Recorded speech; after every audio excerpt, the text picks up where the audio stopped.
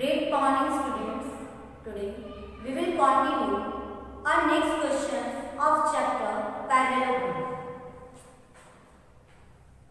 The length of diagonals of the rhombus. The length of diagonals of the rhombus. We have a rhombus.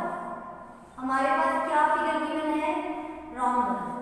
And we know that very well all sides of a rhombus are equal. जो rhombus है उसकी all sides कैसी होती है? Equal होती है. And the length of diagonals. And rhombus has two diagonals. हमारे पास shape क्या गिवन है? rhombus. और rhombus के क्या गिवन है? diagonals गिवन है. And the length of these two diagonals. और जो diagonals की length है वो क्या क्या गिवन है? 16 centimetre and 12 centimetre. All sides जो rhombus की है वो क्या होती है? आपस में इक्वल होती है. एंड डायगोनल और डायगोनल हमारे पास यहाँ पे क्या गिवन है? AC and BD. AC and BD हमारे पास तो डायगोनल गिवन है and the length are 16 centimetre and 12 centimetre.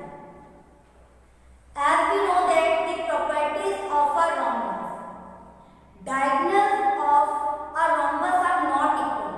जो rhombus के diagonals हैं वो equal नहीं होते, but diagonals of a rhombus bisect each other at 90 degree. जो rhombus के diagonals हैं, जो property है हमारी rhombus की, diagonals of a rhombus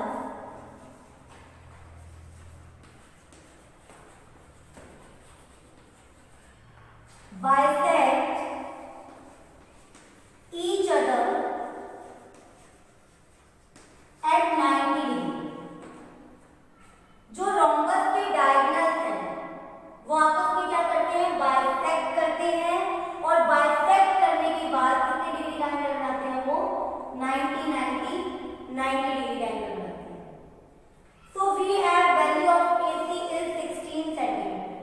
तो अगर rhombus के diagonal bisect करते हैं then value of AO is equals to OC will be equals to 8 centimeter and value of OB and OD is equals to OD will be equals to 6 centimeter. Because किसी भी line segment का जो bisector होता है वो क्या होता है? वो उस लाइन सेगमेंट को 2 इक्वल पार्ट्स में डिवाइड करता है. अब AC हमारे पास एक डायगोनल गिवन था.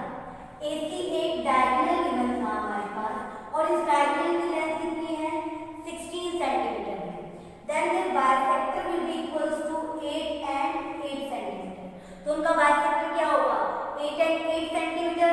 सिमिलरली जो BD है, BD की लेंथ कितनी दी हुई है हमें? 12 सेंटीमीटर. अब BD की लेंथ है 12 सेंटीमीटर तो इसका बाइसेक्टर क्या बनेगा? 6 सेंटीमीटर. और जो rhombus के diagonals हैं वो बाइसेक्ट करते हैं किसमें? 90 डिग्री पे.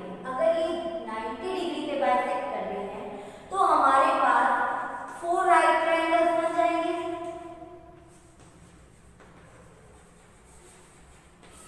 हमें पता है कि जो rhombus के diagonals हैं वो बाइसेक्ट करते हैं 90 डिग्री पे. अब आपको दिख रहा है यहाँ पे कितने ट्रायंगल हैं? 4 ट्रायंगल्स बन रहे हैं और इन 4 ट्रायंगल्स में हर एक ट्रायंगल में एक एंगल 90 डिग्री का है. अब देखो ये ट्रायंगल है AOB. AOB ट्रायंगल है. यहाँ पर एक एंगल कितने डिग्री का है हमारा? 90 डिग्री का है. So AOB भी a right angle triangle. तो AOB कैसा ट्रायंगल हो गया? एक राइट एंगल ट्रायंगल हो गया. वैल्यू ऑफ AO की वैल्यू कितनी गिवन है हमें? 8 centimetre. And value of OB की वैल्यू कितनी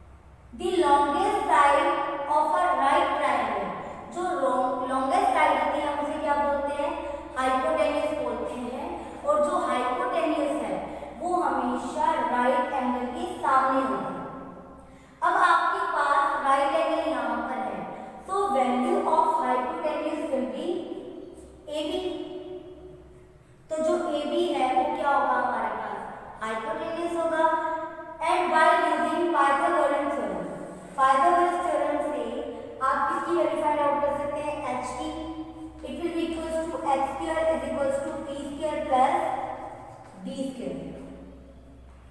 Value of p is 6 centimeter. It will be equals to 36 and value of b is 8. 8 square will be equals to 64 and the total will be equals to 100. We can get the value of h by taking the square root. अगर हम इसका square root लेंगे then value of hypotenuse will be equals to 10 centimetre. तो hypotenuse की जो value है वो क्या आ गई हमारे पास 10 सेंटीमीटर आ गई और जो hypotenuse है वो क्या है AB है और जो AB है AB किसकी साइड है रोम्बस की and all sides of rhombus are equal.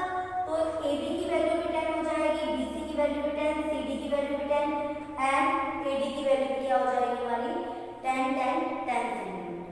So the side of a rhombus, जो length of the side of rhombus वो कितनी आ गई हमारे पास 10. सेकंड क्वेश्चन है ABCD is a rectangle. ABCD is a rectangle.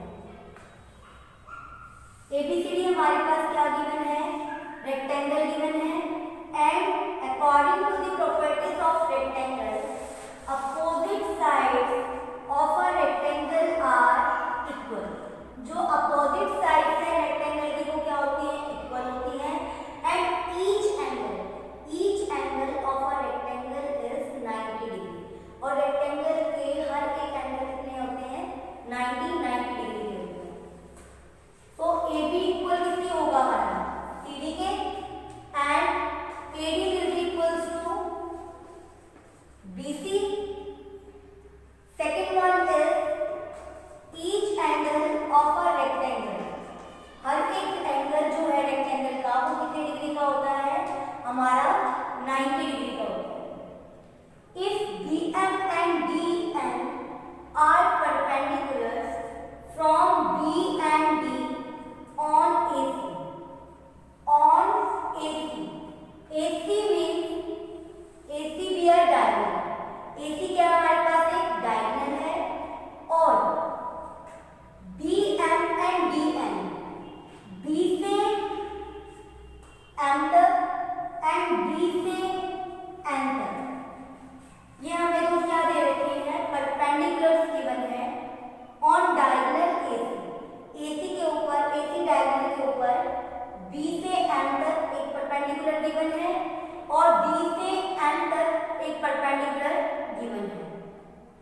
Then we have to prove that हमें क्या प्रूव करके दिखाना है कि दो ट्रायंगल जो ये ट्रायंगल बन रहे हैं ADN एंड ट्रायंगल BMC ये दोनों ट्रायंगल क्या हो जाए हमारे कॉन्ग्रुएंट हो जाए.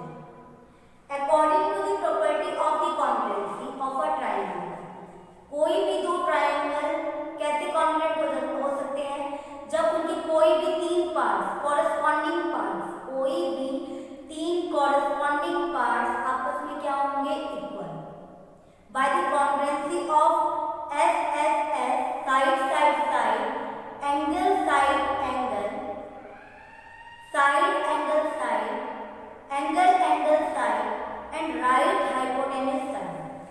किसी भी प्रॉपर्टी से अगर किन्हीं भी दो ट्रायंगल के कोई भी तीन कॉरेस्पॉन्डिंग पार्ट्स आपस में क्या हो जाए इक्वल हो जाए तो वो दो गिवन ट्रायंगल क्या हो जाते हैं कॉन्ग्रुएंट हो जाते हैं.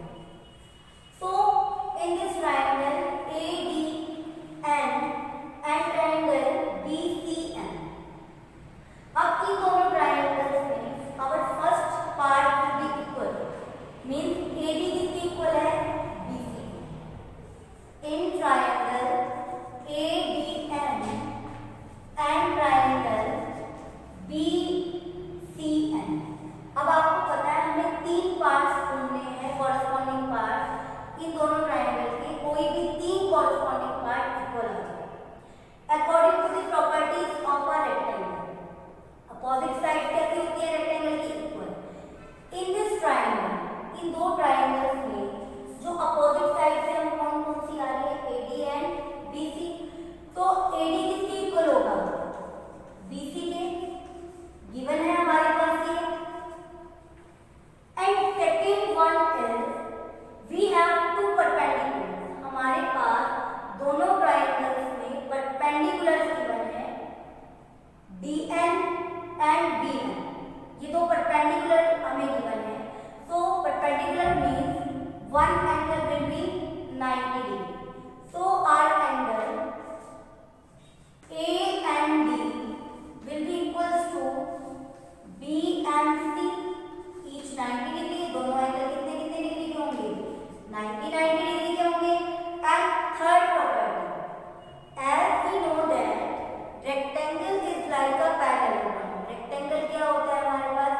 सेम पैरेललोग्राम की कोई प्रॉपर्टी है ये। तो according to the properties of a parallelogram, if two lines are parallel and a transversal curve to parallel lines, then alternate interior angles are always equal. जो ऑल्टरनेट इंटीरियर एंगल्स है वो हमेशा क्या होते हैं, आपस में इक्वल होते हैं। Rectangle is type of a parallelogram. Rectangle भी क्या है, एक टाइप का पैरेललोग्राम ही है, जिसमें ए बी इक्वल भी है डीसी के और ए बी पैरेलल भी है डीसी के। अब A B and C D हमारे पास पैरेलल गिवन है and A C is a transverse और ए सी क्या है, ट्रांसवर्सल है। So these are called pair of alternate interior angles. तो ये जो ऑल्टरनेट इंटीरियर एंगल्स हैं ये भी क्या होंगे, आपस में इक्वल होंगे। So this angle will be equals to angle D A N.